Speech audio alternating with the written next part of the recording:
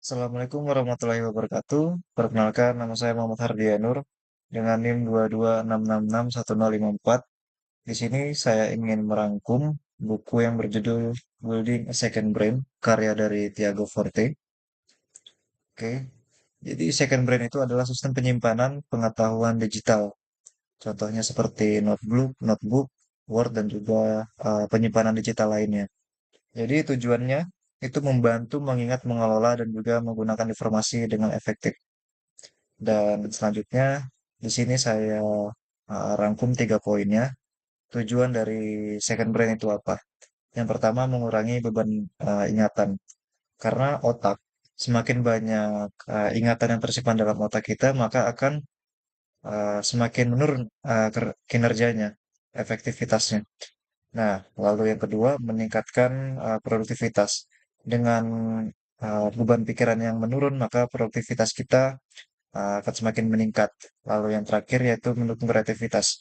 Jadi 3 poin ini berhubungan karena ketika beban otak itu ringan, maka kreativitas dan juga produktivitas itu berjalan uh, berbanding lurus ya. Oke, ini ada organize dengan para. Para itu artinya project, yang artinya adalah project yang kita buat atau sesuatu hal yang kita lakukan. Area itu adalah lingkungan pekerjaan kita. R itu adalah resource, artinya sumber yang kita dapatkan. A itu adalah arsip atau arsip kalau dalam bahasa Indonesianya.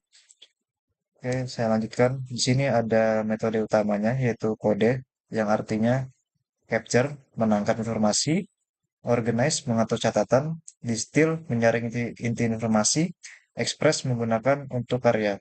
Akan saya bahas satu-satu dalam slide selanjutnya. Jadi capture yang pertama. Capture itu fungsinya untuk menyimpan penting kutipan, catatan, dan referensi. Jadi segala informasi dimasukkan dalam capture ini, apapun itu, mau penting ataupun tidak penting.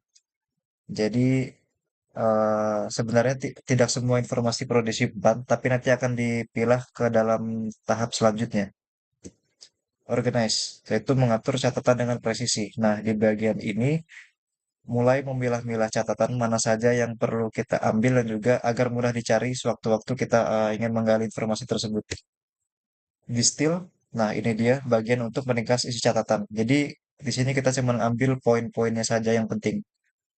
Seperti mengambil dalam buku Building a Second Brain ini, di buku ini ada beberapa poin pentingnya dirangkum di bagian halaman belakangnya.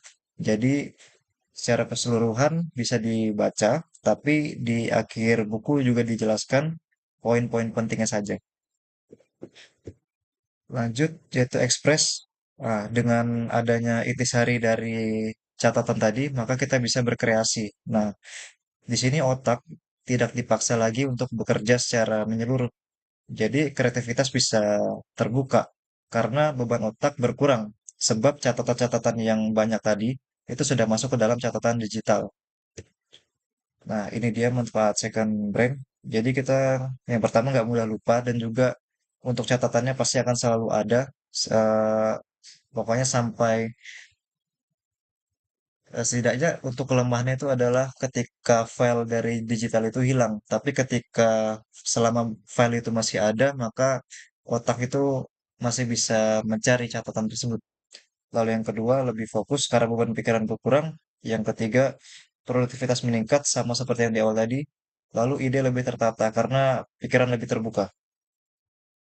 Kesimpulannya yaitu second brain membantu kita bekerja lebih cerdas. Artinya membagi tugas yang untuk digitalnya itu menyimpan catatan dan otaknya itu mampu bekerja lebih efektif lagi karena berkurangnya beban pikiran.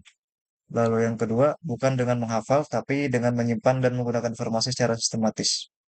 Oke, terima kasih.